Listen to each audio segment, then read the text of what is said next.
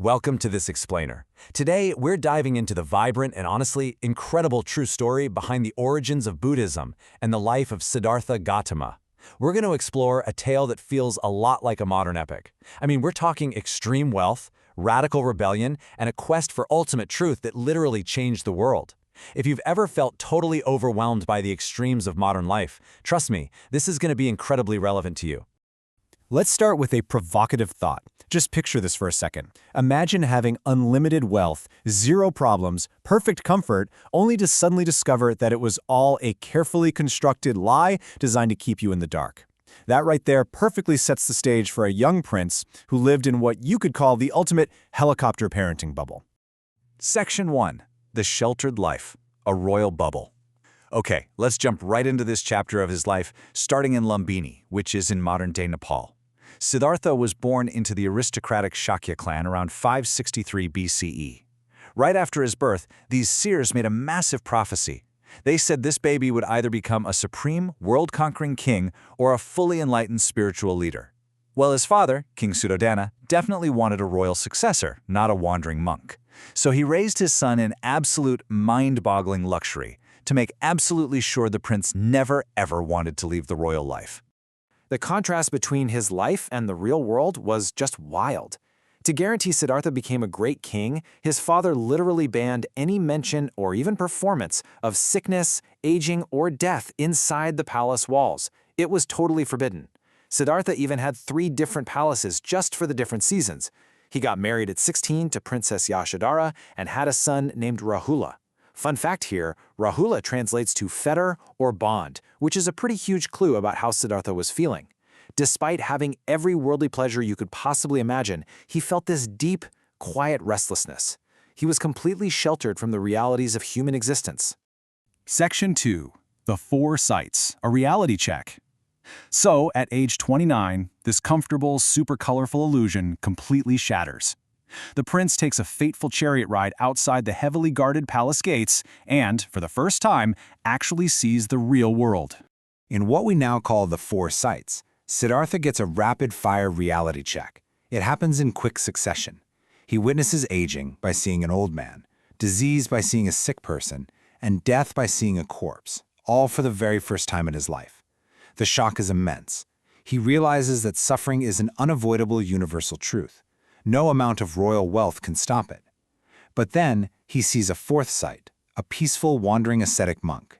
And this single vision sparks a massive realization for him. He thinks, maybe there's actually a path dedicated to overcoming this pervasive suffering. Section 3. Great Renunciation, leaving it all behind. Haunted by those sights, Siddhartha makes a drastic, totally life-altering decision in the middle of the night. His worldview has been completely broken, and he knows he just can't go back to pretending everything is fine.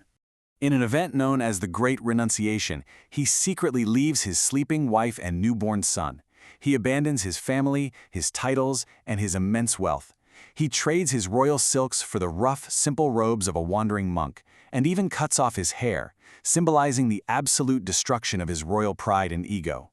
He basically rides off into the unknown, trading a life of ultimate privilege for absolute poverty, all to seek spiritual truth. Section 4. Śramaṇa movement, extreme asceticism. Now on the outside, Siddhartha joins the Śramaṇa movement. These were ancient Indian ascetics who violently rejected the traditional rigid caste system and the ritual sacrifices of Vedic orthodoxy. Think of them as ancient spiritual rebels. They firmly believed you could achieve liberation, or moksha, entirely through your own intense personal effort and self-discipline, rather than relying on priests. And Siddhartha goes all in. He spends 6 grueling years punishing his body. After mastering advanced yogic meditation with top teachers and realizing it didn't permanently end suffering, he joined up with a group of 5 ascetics. He started practicing extreme self-mortification, starving himself so intensely that his bones literally showed through his skin. He held his breath until he passed out. At one point, he survived on just a single grain of rice a day. He was trying to conquer his mind by completely destroying his body. Essentially, he proved that extreme spiritual hustle culture just leads to severe burnout.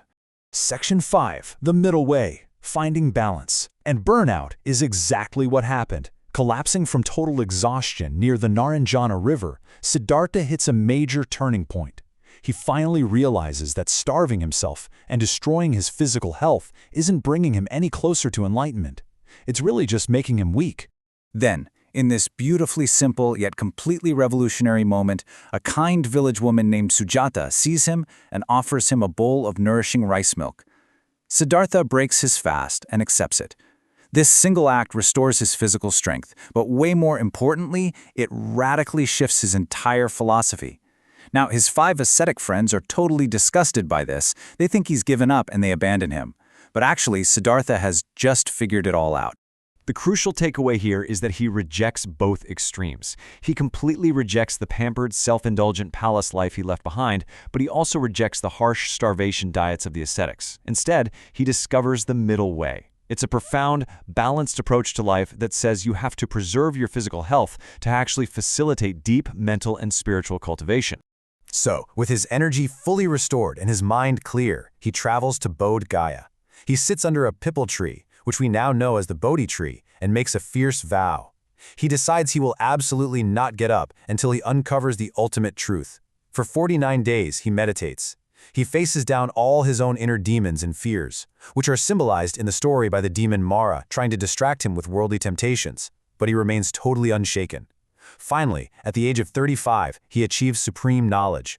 He awakens as the Buddha, a title which literally translates to the Awakened One. Section 6. The first sermon, Deer Park at Sarnath. Now that he's holding the ultimate spiritual truth, the Buddha doesn't just keep it to himself. Driven by deep compassion, he travels to Deer Park in Sarnath to share this revolutionary knowledge with those exact same 5 ascetic companions who had abandoned him earlier. He drops this incredibly powerful statement on them. This moment is known as his first sermon, or setting the wheel of Dharma in motion. He explains his newfound balance, telling them that the middle path avoids the low, coarse way of ordinary indulgence, but it also avoids the painful, completely unprofitable way of self-mortification. It's the ultimate sweet spot that leads directly to peace and nirvana. The absolute core of that first teaching is the Four Noble Truths. Actually, the best way to think about this is like a medical diagnosis for the human condition. First, you have dukkha, acknowledging the cold, hard reality that suffering and dissatisfaction exist in life. Second, samudaya, diagnosing the cause, which is our own insatiable craving and attachment. Third, nirodha, the prognosis, offering the incredibly hopeful truth that an end to this suffering is absolutely possible. And fourth, marga, the prescription, which is the specific path leading to the end of that suffering. To actually walk that marga, or path, he lays out the Eightfold Path. Now, this isn't just abstract philosophy. It's a highly practical toolkit for living a virtuous, mindful, and balanced life. It covers literally everything, from having the right intentions and speaking truthfully, to earning a living ethically, and practicing proper mindfulness and meditation. It is basically the operational manual for the middle way. As we wrap up this explainer, I want to leave you with a question to really chew on.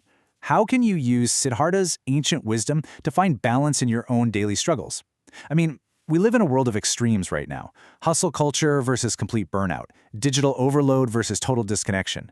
The Buddha's journey from a sheltered prince to a starving ascetic to an awakened teacher shows us that the most powerful place to be is right in the balanced middle. Thanks for joining me on this incredible journey today, and I really hope it helps you find a little more balance in your own life.